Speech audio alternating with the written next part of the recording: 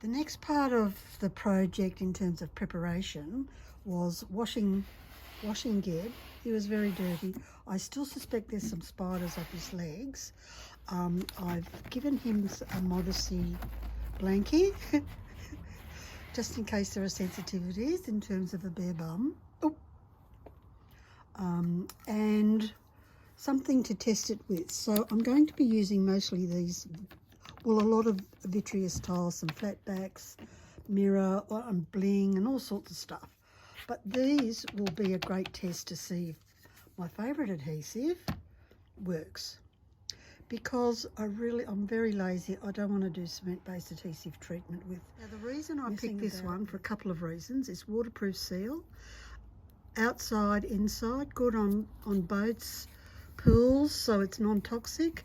And if I go over on the other side, I'll see that it does pretty much everything. So read the instructions and make sure it's suitable for what you're going to do.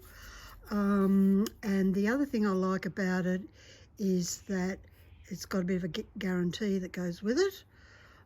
And also it's non-slumping, which is what you need when you're working with 3D. There's nothing, I couldn't imagine anything worse than trying to make this out of indoors with World Bond. I would give up. Anyway, when it comes to the test and testing the tessera, I've picked what I'm going to be using, but the easiest way to glue it on, for me, on any 3D is to face tape it or sticky tape it, depending on where you come from. Now this gives flexibility, but the other great thing about this method, sometimes called double indirect and sometimes called double direct, depends on who you're watching and who you're listening to. So call it whatever you like, I just call it easy.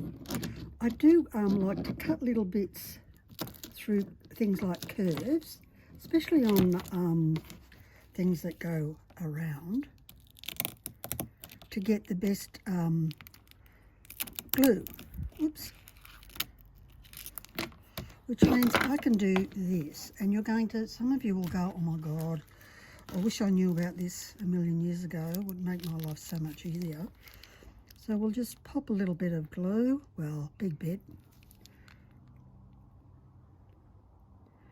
I'm not going to do all this work and go let me save on glue.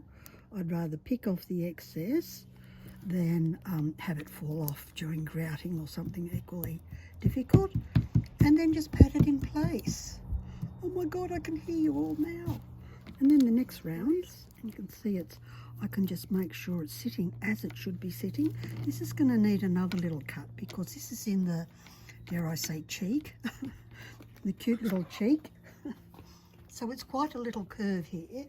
I need to come around the other side and just snip it there, because then I'll get the best curve.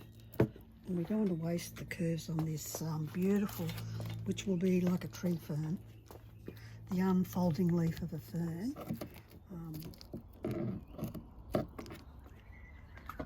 So this tape is holding it in place as well, so you can see that's firmly on. And then I can just flip this over, oops, and then put the glue on the last bits. Hopefully you can see that all right. I'm struggling with the camera, but that's all right. You're all used to me by now. Forgive my foibles.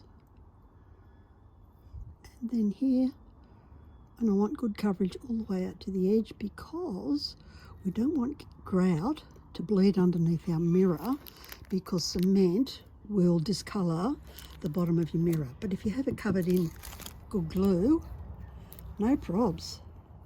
So then we just press that around the nice little curve here, all into place. Nice little pat. And then we'll leave that for 7 days. Then I'll come back and see how well it adheres.